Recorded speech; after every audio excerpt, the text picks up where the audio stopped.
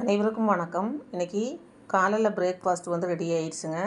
அப்படியே மத்தியானத்துக்கு என்னென்ன லஞ்சுன்னு பார்க்கலாங்க, என்ன பண்ணியிருக்கிறேன் அப்படின்னு. காலையில் வந்து தக்காளி தொக்கும் இட்லி, அப்புறம் வந்து மிச்சமான சாதத்தில் வந்து தேங்காய் சாதம். மதியத்துக்கு வந்து கத்திரிக்காய் தொக்கு, ரொம்பவும் சூப்பரான கத்திரிக்காய் தொக்கு எப்படி செய்யணும்னு பார்க்கலாம் வாங்க.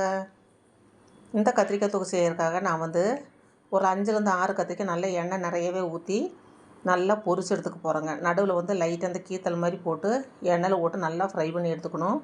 அந்த மேல் தோல் வந்து நல்லா ப்ரௌன் கலர் ஆகணும், அது வரைக்கும் நல்லா பொரிச்சு எடுத்துக்கலாங்க. இது எந்தளவுக்கு நம்ம பொரிச்சு எடுத்து செய்கிறோமோ அந்தளவுக்கு குழம்பு டேஸ்ட்டாக இருக்கும். பொரிச்சு எடுத்த கத்திரிக்காயை மாற்றி வச்சுட்டு கொஞ்சமாக எண்ணெய் மாற்றிட்டு அதிலே கடுகு போட்டு கடுகு பொரிச்சது வெங்காயம் தக்காளி போட்டு நல்லா வதக்கிக்கலாம். இதுக்கான ஒரு பொடி தயார் பண்ணியிருக்கேங்க.